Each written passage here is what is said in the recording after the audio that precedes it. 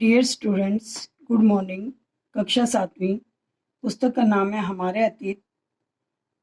पाठ का नाम है 1000 वर्षों के दौरान हुए परिवर्तनों की पड़ताल।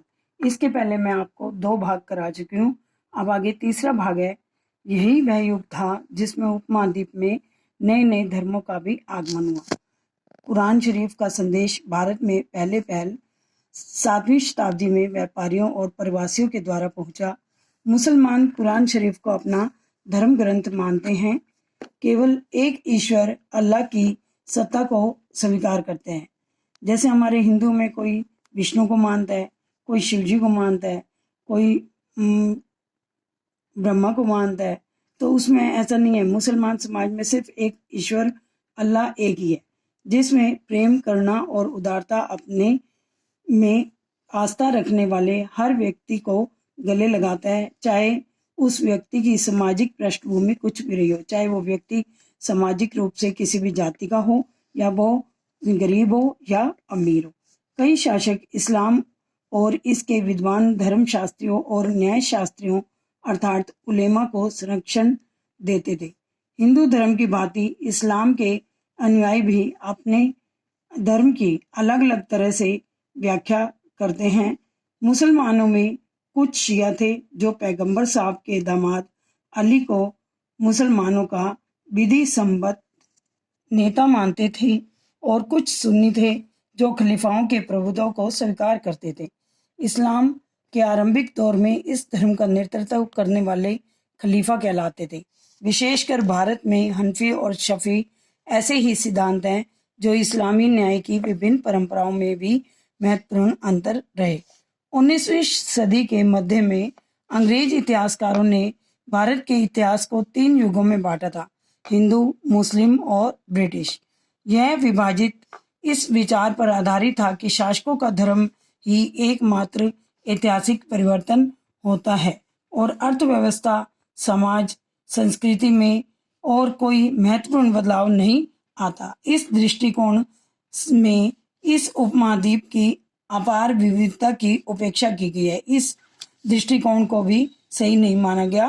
पिछले अध्याय में आपने जो इतिहास में पढ़े थे उसमें प्राचीन समाजों के कई प्रकारों का समावेश था, जैसे शिकारी संग्राहक, प्रारंभिक दौर के कृषिकर्मी, शहरों और गांवों के निवासी, और प्रारंभिक दौर के राज्य और साम्राज्य। इस साल जो आप इतिहास पढ़ेंगे उसे प्राय मध्यकालीन इतिहास कहा जाता है। इसमें कृषक समाजों का विस्तार, क्षेत्रीय और सामाजिक राज्यों का विस्तार, ग्रामवासियों और वनवासियों की कीमत पर, और प्रधान कर्मों के रूप में हिंदू धर्म की और इस्लाम धर्म के विकास, और यूरोप से व्यापारी कंपनियों के आगमन के बारे में हम पढ़ेंगे। भारत के ये 1000 साल अनेक बदलावों की साक्षी हैं। आखिर 16वीं और 18वीं शताब्दी 8वीं या 11वीं शताब्दियों से काफी भिन्न थी। इसलिए इस सारे काल को एक ऐतिहासिक इकाई के रूप में देखना समस्याओं से खाली नहीं है। मध्यकाल की तुलना प्राय आधुनिक काल से की जाती है।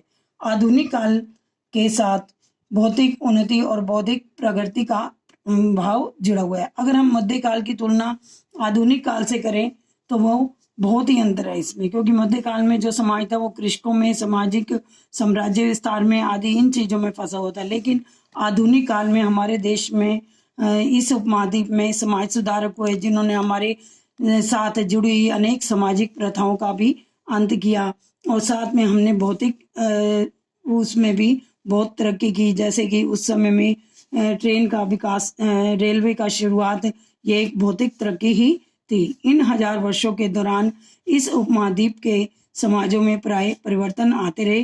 कई क्षेत्रों की अर्थव्यवस्था तो इतनी समृद्ध हो गई कि उसने यूरोप की व्यापारी कंपनियों को भी आकर्षित करना आरंभ कर दिया।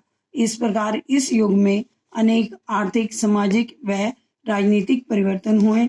आज यदि हम अपने आसपास की दुनिया में नजर डालकर देखेंगे तो हम पाएंगे कि उस युग और आज के युग में अनेक महत्वपूर्ण परिवर्तन हुए हैं। इस अध्याय के अभ्यास कार्य की PDF मैं आपको भेज दूंगी। धन्यवाद।